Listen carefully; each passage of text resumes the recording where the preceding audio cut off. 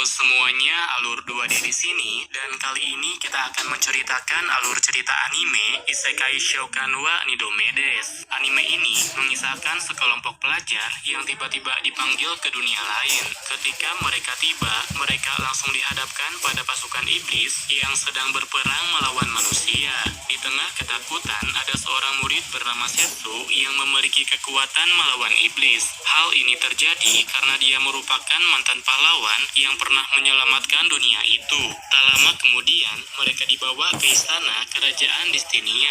Raja kerajaan tersebut menjelaskan bahwa kerajaan mereka telah diserbu oleh para iblis. Sama seperti perang 5 tahun lalu, kelompok pahlawan dari dunia lain ditakdirkan untuk menghadapinya. Mereka mulai dilatih untuk berperang dan menyelamatkan dunia dari ancaman iblis. Namun, berbeda dengan yang lainnya, Setsu terlihat malas dan kurang semangat saat berlatih. Pelatihnya yang bernama Elka tak bisa membiarkannya begitu saja. Elka menyuruh Setsu untuk kembali berlatih meski harus dengan cara paksa. Saat Setsu melawan, Elka akhirnya menyadari bahwa Setsu adalah pahlawan yang pernah berjuang bersamanya. Oleh karena itu, sikapnya langsung berubah drastis dan menjadi sangat patuh.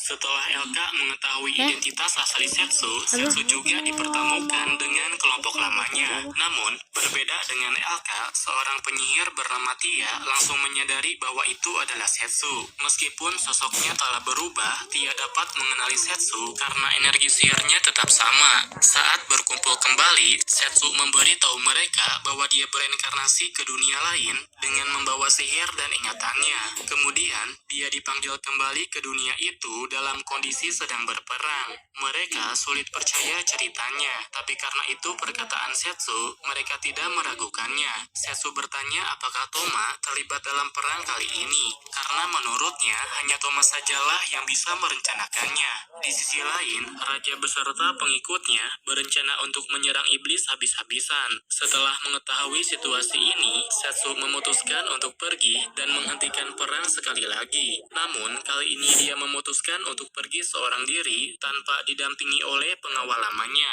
Sebelum berangkat, Setsu menyusup ke gudang istana untuk mengambil perlengkapan yang dibutuhkan. Setelah segalanya siap, dia berpamitan kepada teman-temannya dan memulai perjalanannya.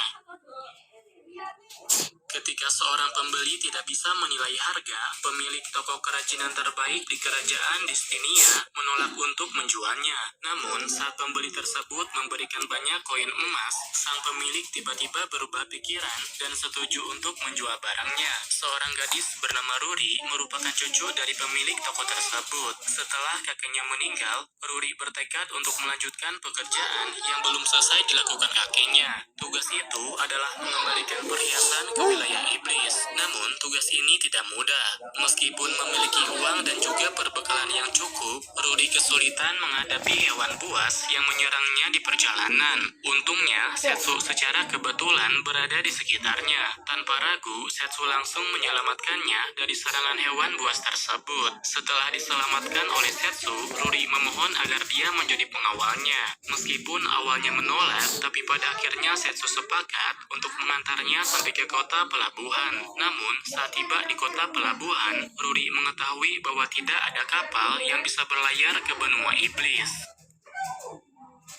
Ketika Ruri sedang mencari kapal, tiba-tiba seorang kesatria mendekatinya. Kesatria tersebut mencari-cari kesalahan Ruri agar bisa mengambil barang-barang berharganya. Sebagai pengawal Ruri, Setsu tak bisa membiarkannya begitu saja. Dia menantang kesatria tersebut dengan mempertanyakan surat izin tugasnya. Tentu saja, kesatria itu tidak memiliki surat izin. Karena penduduk pelabuhan menyaksikan kejadian itu, kesatria tersebut terpaksa harus mundur. Karena Setsu juga memiliki tujuan yang sama, akhirnya mereka memutuskan untuk pergi bersama. Makanya Setsu meminta dia untuk istirahat terlebih dahulu supaya tenaganya kembali pulih. Saat berada di penginapan, Ruri menunjukkan barang berharga yang harus dia kirimkan ke benua iblis. Ternyata, barang itu adalah perhiasan yang pernah diberikan oleh Setsu kepada Raja Iblis. Beberapa saat kemudian, kesatria yang sebelumnya mencari gara-gara mencari mereka di penginapan. Daripada masalah tambah rumit, Setsu memilih untuk keluar dan mempercepat jadwal keberangkatannya. Dengan menaiki penguasa lautan yang namanya Livaya, mereka langsung menyeberangi lautan untuk sampai ke benua iblis. Setibanya di pantai benua iblis, Leviathan berhadapan dengan monster cumi-cumi raksasa. Setelah monster itu berhasil dikalahkan, Leviathan berubah wujud menjadi manusia dan protes karena Setsu tidak membantunya saat bertarung. Ruri bertanya apa yang akan mereka lakukan dengan monster cumi-cumi tersebut. Lalu Setsu memutuskan untuk memasaknya menjadi cumi-cumi goreng. Saat mereka menyantap hidangan cumi-cumi, Leviathan memberitahu Ruri bahwa alamat paket yang dia tuju adalah istana Raja Iblis. Mendengar ini membuat Ruri sangat terkejut karena dia tidak menyangka bahwa barang yang dia bawa sebenarnya milik Raja Iblis Desas. Sementara itu di area desa, para penduduk mengeluh karena ada monster raksasa yang mencari ikan di tempat mereka. Selain itu, para pedagang juga berhenti datang karena situasi perang yang sedang terjadi. Di saat itulah, Setsu dan kelompoknya membawa monster cumi-cumi ke wilayah desa. Dengan begitu, salah satu masalah yang dihadapi oleh penduduk desa dapat teratasi. Ketika sedang bersantai, Leviathan memberitahu Ruri kalau Setsu adalah pahlawan yang cukup terkenal. Ruri tidak mengenalinya, tapi dia sudah mengetahui tentang pencapaian hebat yang telah dilakukannya. Oleh karena itu, Ruri merasa bingung mengapa orang sehebat Setsu mau menjadi pengawalnya. Saat warga desa sedang merayakan pesta, tangan kanan Raja Iblis bernama Brad tiba-tiba datang ke desa itu. Di tengah suasana yang sangat ramai, Brad awalnya mengira ada pasukan manusia yang menyerang desa.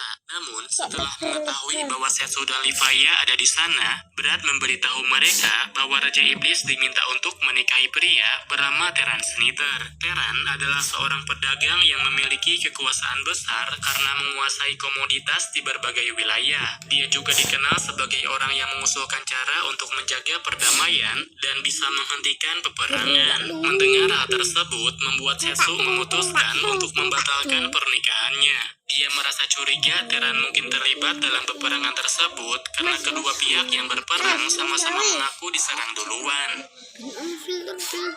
Di masa lalu, Raja Iblis Desa selalu berjuang melawan berbagai macam ancaman, tetapi semuanya berubah ketika Setsu datang menghentikan perang. Saat itu, Setsu memberikan bros berwarna hitam sebagai simbol perdamaian. Meskipun mereka telah mencapai kesepakatan damai, perdamaian sejati mereka baru akan diuji sekarang. Karena itu, Desas memerintahkan pengikutnya untuk tetap waspada. 5 tahun berlalu, bros yang diberikan oleh Setsu tiba-tiba rusak. Pada saat yang sama, mereka mendapat kabar bahwa pasukan dari negeri manusia sudah kembali melakukan serangan. Desas merasa ada sesuatu yang tidak beres, sehingga dia mengutus beberapa orang untuk segera pergi ke destininya. Ketika Desas kehabisan cara untuk mempertahankan perdamaian, Teran dari perusahaan dagang terbesar menawarkan diri untuk membantu mengakhiri perang. Tapi sebagai syaratnya, Desas harus mau menjadi istrinya. Pengikut Desas tentu saja menentangnya. Namun, karena Desas memiliki janji untuk menjaga perdamaian, dia terpaksa untuk menerima tawaran tersebut.